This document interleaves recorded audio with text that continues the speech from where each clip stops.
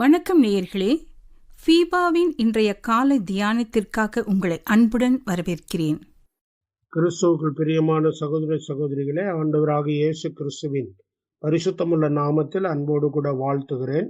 நாம் இன்றைய தினத்திலே தேவன் அருளுகிற புதிய பாதையில் உள்ள தன்மைகளை பார்க்கிறோம். முதலாவது சங்கீதம் 23:3 படி, அவர் என் ஆத்துமாவை தேற்றி தம்முடைய நாமத்தின் நிமித்தம் என்னை நீதியின் பாதைகளில் நடத்துகிறார். ஆகவே நீதியின் பாதை. அடுத்தது நீதிமொழிகள் 15:19 நீதிமானுடைய பாதை ராஜா பாதை. அப்ப ராஜாதி ராஜாவுடைய அந்த பாதை நீதியின் பாதையா இருக்கிறது.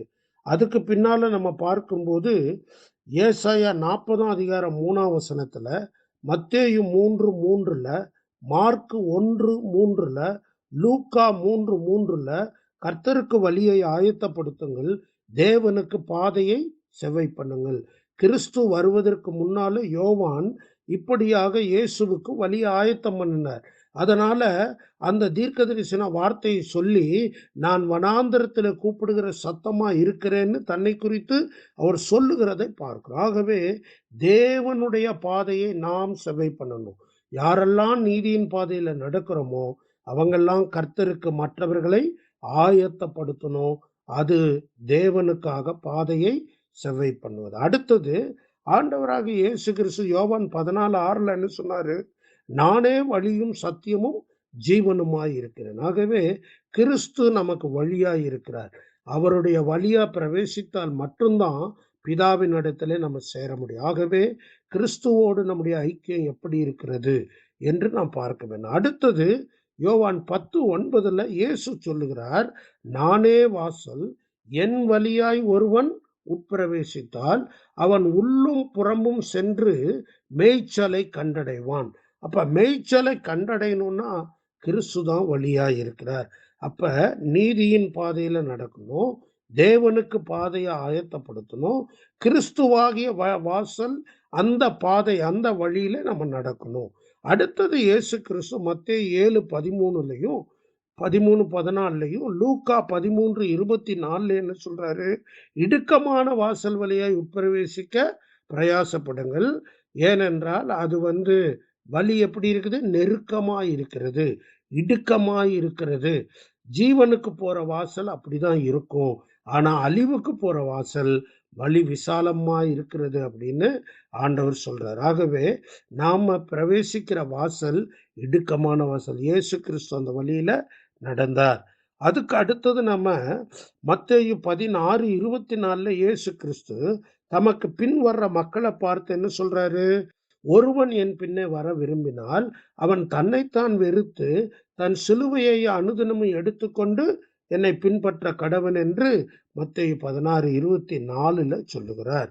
அதே போல ஆண்டவராகிய இயேசு கிறிஸ்து லூக்கா 14:26 26-27 சொல்றாரு, எவனாகிலும் என்னை விட தாயாவது தகப்பனையாவது சகோதரியாவது சகோதரி அதிகமா நேசித்தா அவன் எனக்கு பாத்திரம் அல்ல. அப்ப இயேசு கிறிஸ்து என்ன சொல்றாரு?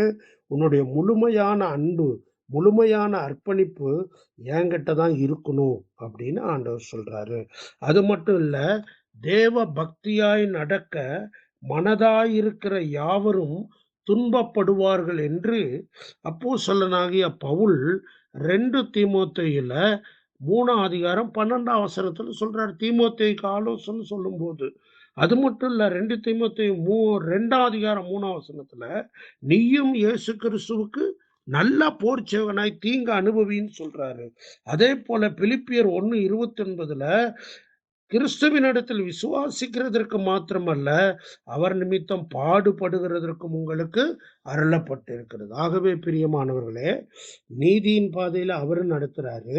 நீதியை அறிந்து கொண்ட நாம அவருக்கு பாதைய மக்கள் மத்தியில செவ்வை பண்றோம், இல்ல ஆயத்தப்படுத்துறோம். கிறிஸ்துவின் வழியாக தான் நம்ம பிதாவிடத்துல சேர்றோம். அந்த வழி இடுக்கமான வாசல் அல்லது நெருக்கமான பாதை, அதுல தான் ஜீவன் வருகிறது. அதுக்கு பின்னால சுய வெறுப்பின் பாதை, சிலுவையின் பாதை, கிறிஸ்துவை பின்பற்றுகிற பாதை, துன்பத்தை மனதார ஏற்றுக்கொள்ளுகிற பாதை. இந்த பாதை தான் கிறிஸ்து நம்மை கூப்பிடுகிறார்.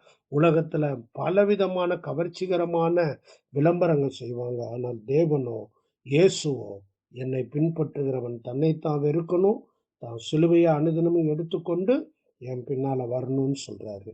என்னை விட வேற எதையாவது நீ அதிகமா நேசிச்சேனா நீ எனக்கு பாத்திரம் அல்லன்னு சொல்றார். ஆகவே நாம் இந்த புதிய பாதையில அர்ப்பணிப்போடு நடப்போம். தேவன் தாமே நம்மை அளவில்லாமல் ஆசீர்வதிப்பாராக. ஆமென். இன்றைய காலை தியானத்தில் பங்கேற்றமைக்காக நன்றி. உங்களது கருத்துக்களை பகிர்ந்து கொள்ளவோ மேலும் விவரங்கள் அறிந்து கொள்ளவோ 9458585042 என்ற எண்ணிற்கோ அல்லது info@fibaonline.org தொடர்பு கொள்ளவும். தேவன் தாமே உங்களை ஆசீர்வதிப்பாராக. ஆமேன்.